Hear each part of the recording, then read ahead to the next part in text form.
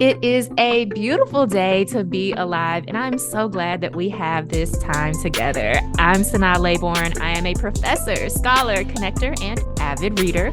I've always loved learning about what's happening in our social world and sharing that knowledge, especially over a good cup of coffee. And so here we are. Each week on Let's Grab Coffee, I catch up with experts from across the country who are investigating our most pressing social issues and common curiosities. Over the next hour, you'll learn about their inspirations, motivations, and of course, what they know about the world around us. Go ahead and grab that cup of coffee and get ready for an engaging and insightful conversation. Since Dr. Kildare first captured TV audiences in 1961, medical dramas have remained one of the most popular TV genres. For me, it was Shonda Rhimes' Grey's Anatomy that completely captured my attention and my imagination. Whether for better or worse, it's shows like these that often shape how we view medicine and understand various illness. Medical dramas and our cultural beliefs portray doctors as superheroes, or at least those who are answering a noble calling. But who's actually behind those medical masks? In his memoir, I Can't Save You, Dr. Anthony Chin-Quee gives us an intimate look at one doctor's journey into and out of medicine. Dr. Anthony Chin-Quee is a board-certified otolaryngologist. That's an ear, nose, and throat doctor, y'all, with degrees from Harvard University and Emory University School of Medicine. He's an award-winning storyteller with the Moth and has been on the writing staff of Fox's The Resident and a medical advisor for none other than ABC's Grey's Anatomy. He has published opinions in Forbes and been interviewed by NPR on the topic of systemic racism in medical education. Hi, Tony. Thanks so much for joining us today. Hi, Sana. Thank you so much. It's such a pleasure. Yes, when I saw, first of all, this beautiful cover art on your book and the title, I Can't Save You, it already gave me some vibes, right, on what might be in these pages. And then when I read the synopsis about your journey into medicine, but also your journey into yourself, I was like, oh, I have to see if he'll come on and talk to me about this absolutely beautiful memoir that you have written. Well, thank you so much for just picking it up. That's so great. And I'm so happy to be here. I'm so excited to talk about any and all parts of it. I mean, it's so weird getting into interviews and whoever I'm talking to already knows most of the intimate details of my life. So yeah, I'm happy to get into it because my life is an open book, clearly, because you've read it. Yes, it is a little bit unfair because as a reader, I know a lot of intimate details about your life, but very little about mine. So it's a little bit unfair, but hopefully throughout this conversation, we'll get to know each other a little bit better. The listeners will get to know a little bit about, I guess, both of us better, and then pick up the book to find out even more of the juicy details, because we don't want to give too much of the book away. But of course, I want to talk about some of the bigger themes in the book. And I have to say, I love the book. I actually had I don't want to say a love-hate relationship with the book, but I thought you did such an excellent job of really eliciting a lot of emotions in the reader, in me as a reader. So there are times in the book where I was like, oh, who is this guy? What's his deal? But then also throughout the book, really empathizing with you and learning more, not just about the field of medicine, but also, of course, your own experience. And so I'm always just so in awe of writers when they're able to take me on that emotional journey where I'm having those reactions of like, oh, I can't believe this. I can't believe this guy. Yeah. No, I mean, that sort of love-hate relationship, that makes me so happy to hear, honestly, because it's very intentional that I, as the author, took you on that sort of journey because I wanted to write this story, which is, at the end of the day, it's a story about growing up. It's a coming-of-age story. It's just the coming-of-age segment takes place, during these times when I'm training in medicine and I'm supposed to be of age already because of what I'm asked to do every day. Mm-hmm. But that's the reality for a lot of us in training. It's that a lot of us are emotionally, we're still very much adolescents. Mm-hmm. And we have all this responsibility put on us, and it's anything that we haven't taken the time to navigate or deal with, any defenses we had against letting those things out get stripped away because of how Mm-hmm. much we're working, how little we're sleeping, whatever we're doing to kind of make it through each day. And so I really wanted to put the reader in the shoes of someone watching someone grow up. Mm-hmm. And, I really, from the time I thought about how to put this book together, I was like, all right, well, I need to write this as if I'm in the mindset of myself, 10, 15 years ago. And that wasn't too hard, but I was just, I had to come to terms with the fact that, hey, the readers may not like me for large portions of this book, but hopefully I've given them enough to want to see if I get better, you know? Mm-hmm. So I'm so glad that it was effective in that way for you, because yeah, it was really important to me to bring the reader along for that sort of ride. And I was definitely along for the ride, and there are many twists and turns along the way, and it is a very entertaining read as well. But yes, there were points, and to your credit as a writer, right? There are points where I was like, I cannot believe that he did this or said this. And but it did bring me along that journey, right? To watching you develop as a person, and thinking through, the type of man you want to be, the type of a father, husband, etc. And so I thought it was such a beautiful journey to be along. But let's talk a little bit about the meat of this book, or what it hinges on, which is that journey through medical school and through your training. I'm wondering if you could just tell us a little bit about that process, just for folks who may not be familiar, so we kind of get a setting of what was happening in your life at that time. So this is the short version of how do you become a doctor, right? So basically, after you go to college, where you presumably take pre-med classes, those are like physics, chemistry, all that stuff everyone, usually wants to forget about. Then you take a test to help you apply into medical school. And medical school is usually 4 years. Some people take a little longer if they want to do research during that time, but 4 years is the usual amount of time. And then after medical school is when you start training in the part or discipline within medicine that you ultimately want to be a doctor in. So in medical school, it's all very general, and then you apply to be a plastic surgeon, a cardiologist, emergency room doctor, those sorts of disciplines within medicine. And that time after medical school, the training portion is called residency.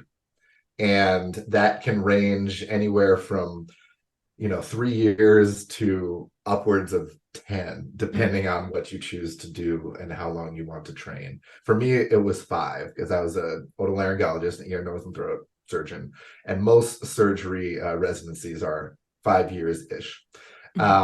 So yeah, after that, you're what's known as an attending doctor if you stay in the academic hospitals, or just you're a grown doctor who can practice. You can make some money, Mm-hmm. presumably, and you can work without supervision after that. So the whole journey itself, takes a very, very long time.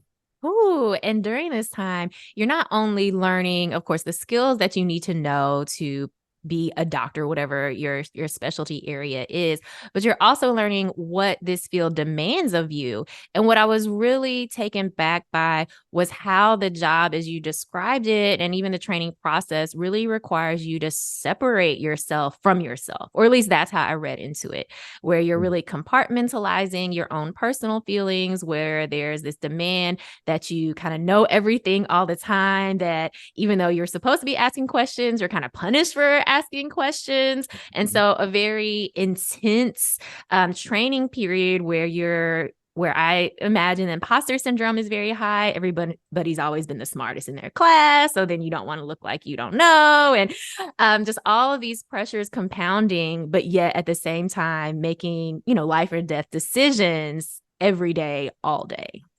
Yeah.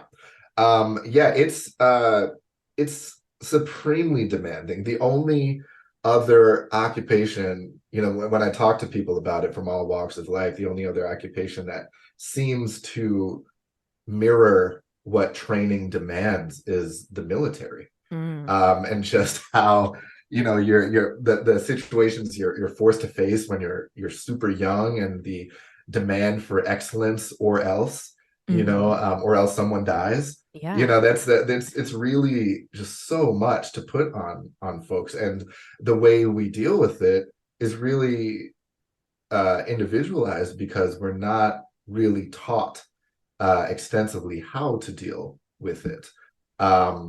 Doctors in general, the prevailing sentiment over the years has been, you guys just you gotta push on through. It's supposed to be hard. It's supposed to be dirty. It's supposed to be difficult, but it's a calling. And Mm, so you have to answer. And if you mhm, want to be a doctor, you just have to put up with the horror that you see every day and just keep going as if nothing's wrong. And ask any doctor who will be honest with you, and they'll tell you that that's impossible. And the way that we deal with it, some folks choose to separate themselves from it. They feel that that's how they can do their best work, is if they take a step back and don't engage with their patients and the pain that they're going through so directly. And some folks choose to feel it, because they feel it makes them better doctors that way. The empathy helps them to connect more, which they feel gives their patients better care. And there's no wrong answer to mhm, this. It's everyone's choice, but it is a choice. And whatever we choose, we still aren't coming away from this scarred, mm, unscarred. I right. mean, Mhm. this is just, you're choosing how to take your lumps, how to, get traumatized by this world. And it's kind of messy. So it's not as sexy as Grey's Anatomy would have you believe, sadly. I know. Oh my goodness. One thing that you say in your book is self-medication for self-preservation, that you all through the training process, may people, let me tell you, when you read this book, you might be shocked and appalled to hear some of the things that your doctors are doing. But you describe a lot of drinking alcohol, maybe drugs, sex, etc. Just a lot of unhealthy behaviors that, we're like, doctors, shouldn't y'all know better? Shouldn't y'all know of all people not to do these things? Well, that's part of the problem, isn't it? That most people, including doctors, think that we should know better just because we decided to give our money to med school, right? Mhm. But we're still kids, and we're kids who are too smart for our own good, and have been able to succeed because we're super competitive with ourselves and with others. And when that competitiveness reaches its peak in Mhm. residency training, and also you're starting to see the real world of medicine, instead of dealing with your own stuff, you just look for the easiest release, because you don't have time to interrogate yourself. You don't have the energy to really dig into those things. So the easiest thing is to, drink with your friends. It's Mhm. to, there's a lot of drinking, there's a lot of drug use, there's a lot of sex, there's a lot of unhealthy behavior that we engage in, because it's just the path of least resistance to survival. Mm. And that's, as jarring as that can be for folks who aren't in medicine to see. um I think that everyone can relate to that feeling. Absolutely. You mentioned, engaging in some of these behaviors, which a lot of us do, and we're not in medicine. We're not in this high pressure, high stakes job. But you mentioned that as being the path of least resistance, right? You want to survive. So what is it that I need to do in order to survive? But at a certain point, for many of us, we reach that breaking point where we realize survival is not enough, or at least the ways I'm surviving is not sustainable. And that's really what you talk about in the book. And I'm wondering if you could share a little bit about how you were able to come to that place of knowing like, wait a minute, this isn't working for me, but also deciding, okay, I want to see what's on the other side of this, because we could always realize like, this isn't sustainable, this doesn't feel good to me, but then still continue to engage in those unhealthy behaviors. Right. And I think for me, it was kind of my rock bottom point that comes kind of in the middle of the book. And I want to do that intentionally. Like the arc of the book kind of goes like this, you know? And, for me, this is mini spoiler, but nothing major, I got to this point in the middle of training where, I'd been engaging in all the stuff, all the behaviors that are not going to help anybody. But the reality was that I was doing my best to run away from the fact that I was super depressed. And, you know, I'd been depressed. I've had major depressive episodes before in my life. But I'd always tried to kind of sweep them away and not really dig into the real reasons why. And I realized that my depression was seeping its way out, whether I wanted it to or not. And as it tends to do. And, it was doing so at a time when I was, dealing with a whole lot of pressure at work, in relationships that were falling apart, my job was just like trying to kick me out, and there was all sorts of stuff going on, and also I was having thoughts of hurting myself, and it was during one of those really low moments that I miraculously, through the kindness of my family, like stepped away from all of it. I walked away from the world for like a good few weeks and decided that if I was going to continue, not just going back to my job, but if I was going to continue living, I had to figure out a reason why, and figure out how to do it. And there were a lot of things, which I know so many of us can relate to, that formed who we were when we were growing up. That, it's just so much easier to try to run away from. But if we continue to run for our whole lives, then we never really grow. So, it was at that point that I realized, surviving wasn't working for me. I had to live. I couldn't just survive anymore. And that required a lot of work on my part. Yeah. That's so powerful. That knowing of, I can't just survive. Like, I want to live. I want to do more than just simply kind of scrape by and try to, numb myself from these different thoughts or feelings that might be arising. For me, as I read your book, there are so many different themes throughout the book, but that one theme, very big piece about depression, about mental health, but also about, support as well, I think is so key, and really opening up, I think, a lot of conversations that I see happening maybe more frequently now or openly now around depression, particularly depression for folks of color, for men.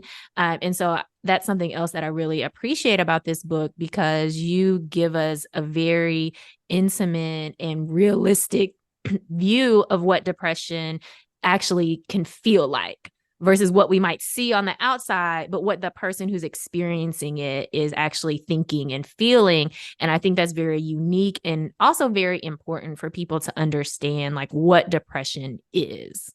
Yeah. And I think that was something that was really important to me as I wrote it, was that, as a culture, we have very little idea of what depression actually is, kind of in a day-to-day sense. There are millions of people who think it just means, someone's down in the dumps. They're just sad all the time. The reality is, what depression looks like can vary wildly, and can often look like that the person is having the time of their life. That they're doing great, that they're succeeding, immensely, and they're the life of the party, and they're just all this sort of stuff. But that's how sneaky it is. And I wanted to show at least my experience going through it, because I think there might be other folks out there that can relate to the different levels of depression. It's not just that kind of comatose sort of I can't get out of the bed thing. That's really the end game of what depression feels like, the lead up, and where we can really have an impact on our lives and other people's lives. That's the important part. And there's so many, yellow lights along the way that if we knew to look for them, we might be able to, treat ourselves a little bit better and save ourselves from the really dark places. So yeah, that wasn't something that I'd seen that much in print, let alone from medical literature, because that's not how doctors write their books. They all want to look good at the end of the day and seem like superheroes, but it's just not true. And I wanted to write something that was honest, especially as concerns mental health, because like you said, our communities of color, and also, I can speak for Black men in particular, these are things that we just don't talk about. And if we want to talk about them, we don't have the vocabulary to talk about them, and we don't understand the issues super well. And so, yeah, I was just hoping to make some sort of inroads here with starting the conversations. I think you've absolutely done it, because again, here you are, a doctor, which in our culture is like, oh my goodness, you're a doctor. It seems so amazing and so unattainable for your everyday person, right? So a pinnacle of success in a lot of folks' eyes. And yet you're telling us that in this time where you're supposed to be having, being seen as this, amazing doctor, right? That internally you're feeling pretty terrible, and dealing with a lot of different issues, or even running away from a lot of different issues. And so I think it's powerful to hear these stories. One thing on this show is I often have therapists on the show, people who are talking about mental health, because it's so important to me personally, as someone who, never thought that I'd go to therapy, had a lot of negative misconceptions about what it meant to ask for help, right? And not wanting to be perceived as weak, and a belief that, I should be able to figure it out, right? We're smart people. We should be able to think our way out of this, or figure it out for ourselves. But now understanding and having a therapeutic relationship, understanding how important that has been for me. But then also to your point of, what does depression look like? Depression can look like someone doing their job, excelling at their job, being the life of the party, always, there for a good time. It can look like somebody showing up every day and offering motivational inspiration. Me. It can look like, that. And so I'm just way more vocal about even the things that I'm experiencing, being more vocal about periods of depression that I've experienced where people would have never, ever guessed. And that's the point, right? Like, you're not supposed to. We can be very good at hiding it, but then there's also a certain point where we need to get professional help. And so that's something else that I really appreciated about your book. It wasn't a story of like, and then I prayed my way out of it, or, and then the power of positive thinking, it was, no, I went and found professional help. Maybe I did pray, but then I also went to the doctor, Yeah, exactly. And the thing is, like, I could not have written this book in the way that I wanted to, in the way that it ended up, without my therapist. There was so much that I thought I had dealt with when I started writing the book. I started writing this like 7 years ago. But there's so much that I thought I navigated. And, I started writing, and then, looking back on the early stuff I wrote, like, it was just still just dripping with just so much anger and so much, self-loathing and all this sort of stuff, that I couldn't see before I really did more work, on myself. And, the conclusions I'm able to draw are the ways I'm able to analyze myself as the story goes on.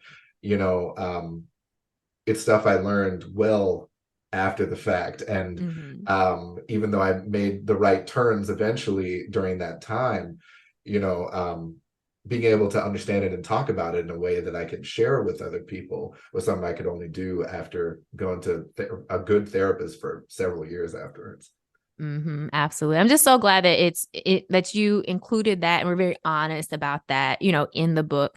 Um, so opening up those discussions, I think, about depression, also about seeking professional help, which I know can often be taboo in our communities as well. So I see you as opening up a lot of these different conversations that I think are really important for all of us to heal individually, but also collectively. Another big theme in your book is, or as I see it, as breaking some generational curses.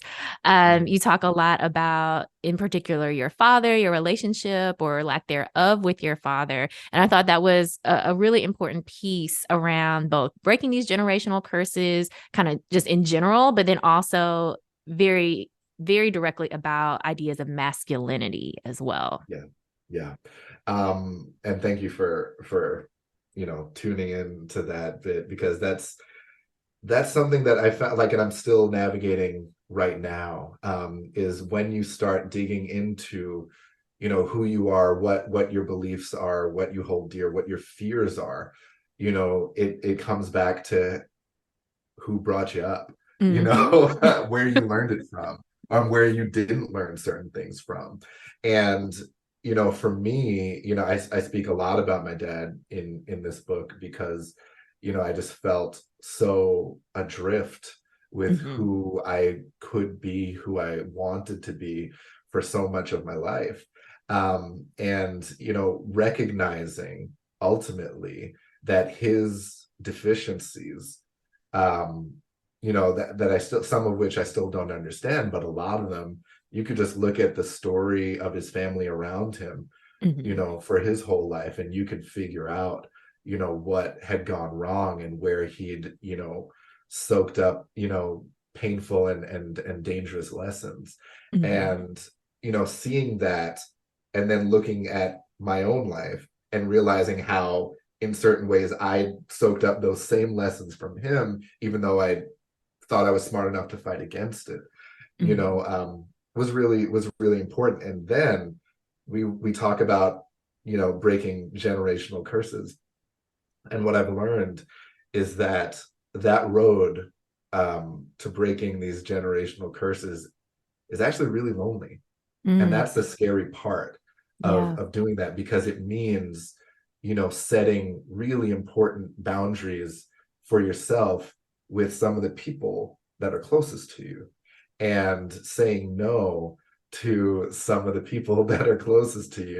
You have to kind of, once you realize what you want and how you know these generational behaviors and ideas, have been holding you back from that, Mm-hmm. um, rejecting those ideas. If your family members aren't prepared to see it as you see it, rejecting those ideas means separating yourself from some folks who are really close to you. And I know that in our community, especially like communities of color, immigrant community, all that sort of stuff, that is particularly difficult. Mm-hmm. And some might even say impossible, to do, because you're taught to you owe so much to your Yeah. family. You owe your success, your life, to your parents, to your siblings, to your aunts and uncles, grandparents, all that sort of stuff. And so whatever, uh, stuff they pass on to you inadvertently, you know, that can't trump your love and need to Mm. keep that family around and keep them proud of you. And I think that's, I think it's unfortunately a really limiting way of thinking about your life. And if you Mm-hmm. really want to break these chains, you have to be willing to face the world maybe a little bit lonelier, which is really Mm. Yeah. I mean, who you said so much. Right there, because we think about generational curses, and I know that's a very popular way to talk about things, kind of these days. And it sounds so empowering. We're going to break these generational curses. We're going to have healthy families that come from us, even if we weren't raised in, a healthy family. But we're talking about changing family culture. and how difficult that is. We can think about how difficult it is for ourselves as an individual to change and challenge some of the beliefs that we were raised into, and now consider how difficult and maybe even nearly impossible it is to change those ideas within the cultures of our family that have kept and cultivated these beliefs, and that maybe served a purpose at one point, maybe a protective measure, a survival mechanism. But right now, our generation, I feel like we're like, oh, we want to do better and everybody's got to come along with us. Yeah. And it's so hard. That's you hit it right on the head. Like a lot of these behaviors were for survival, because, we're often, well, it's not often, we are kind of in a world that, wasn't built for us, like tells us we're not good enough, just by nature of what we look like when we're born, and so in order to survive that, all sorts of stuff psychologically that we have to do to ourselves and for ourselves, for our family. But when we're the generation that decides that we want more than that, like just like we said earlier, we want more than just survival, that takes a lot of work, and it's so hard to explain that to people that you really, really care about. That the way they've survived isn't compatible with how you want to live anymore. And that is, yeah, believe me, it's not just my dad. I have those conversations with. Yeah, I don't even have those conversations with him because pick up the phone. But it's a lot of people in my family, especially since the books come out, and these are really important conversations that we should be having with our families. Yeah. I'm thinking about the sacrifices again that we make and that we are willing to make, right, to get out of that survival mode. But we can't force other people into making those sacrifices. And like you said, trying to convince somebody that the way that they have lived and survived, that there's another way, that can be very scary to give up what even if what maybe isn't healthy or enjoyable, but still that familiarity and comfort is very difficult to let go of. You mentioned kind of, or what I heard as you were talking was, questioning what's normal, right? Questioning what we have come to accept.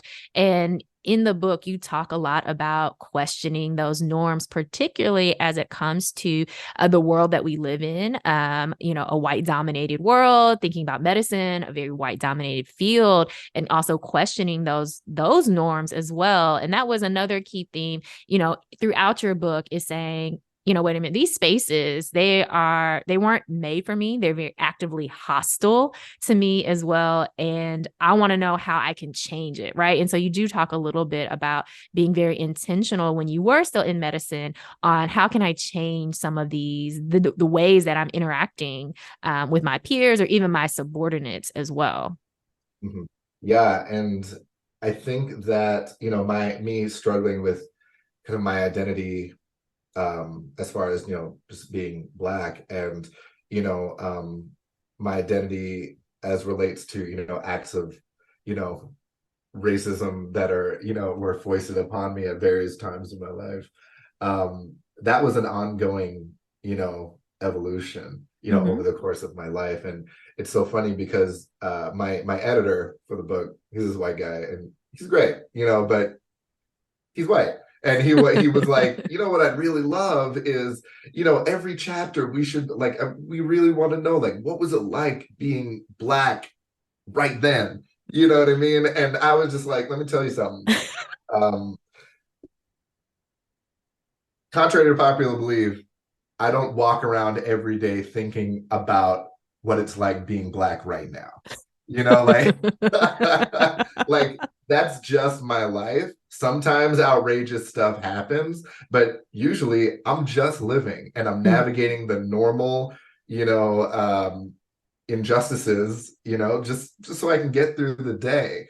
And so, yeah, you're not going to see it reflected in everything I write about. But so that's why I was like, you have to just, it's not hard to read between the lines of some of the stories I'm telling along the way. But then, there's one chapter where I really, I think we all have those moments where you know, the injustice of the world hits us so hard and so fundamentally, and it's at the right time in our lives where we can see it, Mm-hmm. that, our whole approach shifts, our whole approach changes. And it's the culmination of like a lifetime's worth of little moments that you try your best just to keep moving through, but they affect you, in Mm-hmm. certain ways. And so, I wasn't always, a kind of burn it down sort of, militarized, black man in medicine, because that's, you know, not all of us are born that way. Not all of us were taught that that's the way to survive. In fact, a lot of us are taught that that's not the way to survive. Mm-hmm. And that's not the way to get into these white spaces. You got to play the game, and you got to learn what Mm-hmm. the game is really early. And so it was really important to me to show folks that it's okay for that evolution to exist. It's okay for that evolution to take you to places that you're not necessarily proud of, Mm-hmm. because all those moments are important, for your evolution, when it comes to the impact you want to have on the world. And I think that now, and tracking back to that point in the book where I kind of talk about how I want to affect, the world of medicine in what small way I can as an individual. Mm-hmm. I think about those tactics a lot. I think about how I can bring folks up behind me and get them not only to see themselves and their value, but also see the matrix of how, the world is rigged, Mm-hmm. against them. That doesn't mean that you shouldn't fight. It's just you can't fight if you don't know the rules, Mm. and so, it's kind of balancing that stuff out so that hopefully, we can reach enough strength in numbers where we really change things for the better. Because you look around our wonderful country, and everyone's there's a lot of folks who would not like to change the way things have worked, Mm-hmm. or the advances that have happened. So yeah, I'm sorry, I kind of talked myself into a spiral there, but We're on the journey with you, Tony. We're on the yes, journey. okay, that's great, but yeah, you know what I'm saying. Like, it's just, it was important to me to, to illustrate my journey, through that part of my identity as Mm-hmm. honestly as possible, so that, we're not all born, even Malcolm X wasn't born Malcolm X. Like, that's the whole Right. thing. Like, he went through a lot of stuff before he got to that Mm-hmm. stage, and we forget that Mm-hmm. sometimes these days. And it's important to remember and to give ourselves the grace to grow in that direction as well. Mm-hmm. Yes. I mean, throughout the book, you give us, so many places to latch onto or for me, I should say, as a reader and thinking through my own identity, right? Because at the core, it is a book, as you said, like a coming of age story. So really wrestling with your place in the world, whether that is as a man, as a Black man, as a doctor, in this industry, or as a member of this society, right? And so even for me, as I was reading it, I was thinking through my own journey, right, into becoming, into being aware of, who I am, how the world perceives me, but also what type of impact I want to make in the world to hopefully make it, better within my sphere of influence and the way that I can make positive change. So I think for readers, there are a lot of places to latch onto and make those applications into your own life as well, to understand, okay, who am I? Who do I want to be? And what are the masks that maybe I've been wearing for survival, or, for other reasons that I haven't really interrogated? And how is it that I want to show up in this world? I mean, I should put you on my marketing team somehow. That is like, couldn't have said it better. That is a great ad for folks to go get the book. You're gonna feel all these things. It's gonna be Yes. outstanding. And I tell some jokes along the way. It's Oh, there's great. lots of oh, there's so many jokes. As I mentioned before we got on air, I was writing all these different notes in the margins. And yes, some of them were, I cannot believe this guy. Who does he think he is? But then so Yes. many places I'm like, LOL, like all these things. I was cracking up throughout the book just for a lot of different you have to read the book for yourself to see. But there are a lot of different places where I was cracking up so hard. There's especially one point, I think you were talking about like Southern slang and how folks talk. And I was cracking up because I was like, I know this was not a real conversation. And then I turned the page and you're like, no, that wasn't real. People in Atlanta don't talk like that. I was like, I know that. I was like, because I was about to not believe anything else you said in that book. But so all that to say, it's not all just these deep self-revelations. It is a lot of humor and a lot of places where I was like, I cannot believe this just happened in this book. In several places I actually had to remind myself, like, is this a memoir or is this fiction? And again, I think that speaks to your writing and to the ways that you're able to craft a narrative, where I was just so into the story and you made it so vivid that I was like, wait a minute, this can't be real life. That is so kind. That's so wonderful to hear. Because I mean, as I'm sure every author will tell you, I love storytelling. I loved, this kind of part of the reason why I decided to write the book in the first place. And when I decided to write it was actually, during a point that's covered in the book. It was that really dark point when I was down in Mexico and trying to figure out my stuff. And I remembered during that time just how much I've always loved telling stories in whatever medium. I've always been an artist. It's just I felt I had to run away from it in order to achieve, my doctor goals and that sort of thing. But, I realized, what if, my contribution after going through all this traumatic training is going to be to tell a story that will affect them, and they'll get the reality of this world and kind of touch them in a fun way. And so that's when I started writing, started paying attention, and putting it together in sort of the structure that I chose.